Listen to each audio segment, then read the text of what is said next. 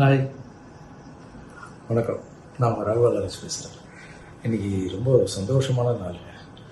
என்னுடைய 20 வருஷத்துடைய கனவு இன்றைக்கி நினைவாயிருக்கு. அதை உங்ககிட்ட ஷேர் பண்ணலான்னு தான் இந்த வீடியோ. இந்த சமுதாயத்தை நம்மளால் முடிஞ்ச அளவுக்கு கொஞ்சம் மாற்றணும் அப்படின்னா எனக்குள்ள ஒரு 20 வருஷத்துக்கு முன்னாடி தோணுச்சு. அந்த செயலை ஆரம்பித்தேன். அதுக்கு 20 வருஷம் பிடிச்சிருக்கு. அந்த மாற்றம் என்ன சொல்லிகிட்டே இருக்கேன், விஷயத்துக்கு வர மாட்டேன் நினைக்கிறீங்களா? வீடியோவில் நீங்களே பாருங்கள். ஹாய், என்னோட பேர் ஜோசப்தி. நான் பிறந்த ஒரு புதுக்கோட்டை. எனக்கு ஒரு 4 வயசு இருக்கும்போது எங்கள் அப்பா என்னை விட்டுட்டு போயிட்டாரு. ஸோ அம்மா, நான், தங்கச்சி 3 பேர் மட்டும்தான். இந்த ஆசிரியர் தான் வாழ்ந்தேன். ஸோ இப்போ ரொமான்ஸ் பார்க்கும்போது கொஞ்சம் சந்தோஷமா இருக்கு. எப்படி சொல்றது, இது ரொம்ப எமோஷனலான மூமெண்ட். என்னோட சைல்ட்ஹுட் டேஸ் ஃபுல்லாக இங்கே தான் நடந்துச்சு.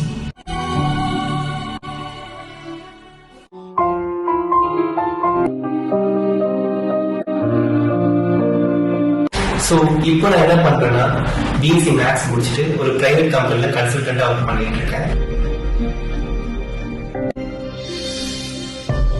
நானும் எஸ்ஏ எக்ஸாமுக்கு சைடு ப்ரிப்பேர் பண்ணிட்டு இருக்கேன்.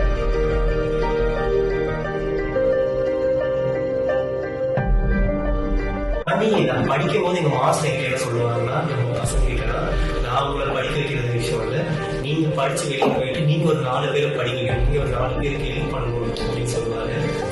அதை ஃபாலோ பண்ற விதமா நான் வாங்குற சம்பளத்துல சப்போர்ட் எடுத்து என்னால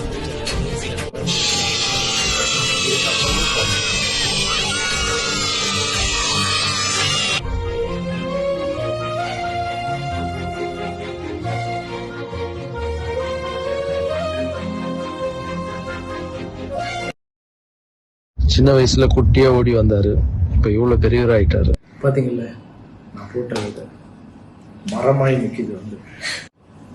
உடம்பெல்லாம் பிடிக்கவே முடியல, ரொம்ப கஷ்டமா இருக்கு. எஸ்ஐ போறாரு, ட்ரைனிங்லாம் போயிட்டு இருக்காரு, ஜிம்முக்குலாம் போயிட்டு இருக்காரு. ஒரு தாயின் அழுகை, என் குழந்தைய எப்படியாவது காப்பாத்துங்க, படிக்க வைங்கன்னு கேட்டாங்க. சின்ன வயசுல இவங்க அம்மா, இவங்க தங்கச்சி கூப்பிட்டு வந்து என் புருஷன் விட்டு போயிட்டாங்க, என் குழந்தைங்களை நீங்கள் தான் காப்பாற்றணும்னு 20 வருஷத்துக்கு முன்னாடி கூப்பிட்டு வந்தாங்க. இந்த 2 குழந்தைங்களை கூப்பிட்டு என் வீட்டுக்கு போனேன். என் ஒய்ஃப் வந்து என்னங்க யார் இவங்கன்னு கேட்டாங்க. இனிமேல் நான் இவங்க தான் நம்ம வீட்டில் இருக்க போகிறாங்க, இவங்களை படிக்க வைக்க போகிறோம் அப்படின்னு. இந்த மாதிரி ஒரு குழந்தைங்க 2 குழந்தைங்க வந்து ஒரு 60 குழந்தைங்க கிட்ட வீட்டுக்கு வந்தாங்க. எங்கள் வீடு பார்த்தாம நாங்கள் வாடகை வீட்டுக்கு போயிட்டோம், சொந்த வீடு இவங்களுக்கு கொடுத்துட்டு. ஸோ இப்போது வளர்ந்து இருக்கிறத பார்க்கும்போது, அப்போ வீடெல்லாம் கொடுக்கும்போது கஷ்டமாக தான் இருக்கும்.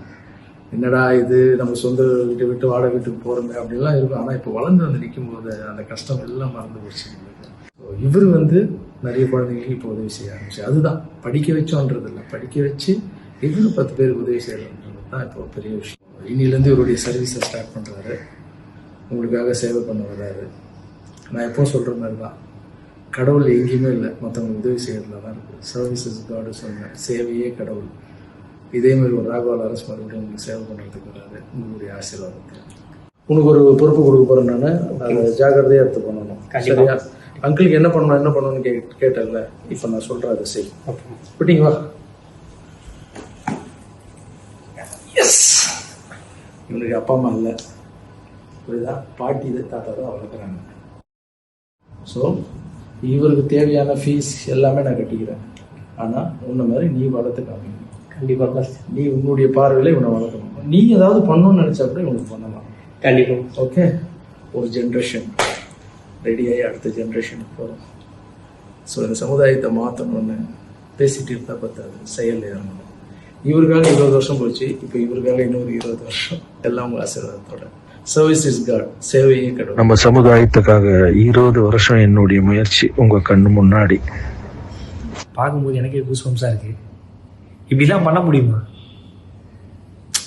நான் கூட ஒரு பையன் தான் நினச்சேன், இன்னும் எவ்வளவோ பேர் இருக்காங்க. அதுவும் 1 வருஷமா 2 வருஷமா மாஸ்டர் பண்ணல, இது 20 வருஷமா யாருக்கு தெரியாமல் பண்ணிட்டு இருக்காங்க. எனக்கே ஒரு மாதிரி கையெல்லாம் கூசுவாங்க. அது பாருங்க, பேசக்கூட முடியல. இன்னும் நிறைய பேர் வருவாங்க போல அடுத்தடுத்து பார்க்கறதுக்கு. நான் பார்க்கறது ரொம்ப எக்ஸைட்மெண்ட்டாக இருக்கேன். நீங்களும் பாருங்க. படிப்பு தான் ஒருத்தருடைய வாழ்க்கையை மாற்றும்.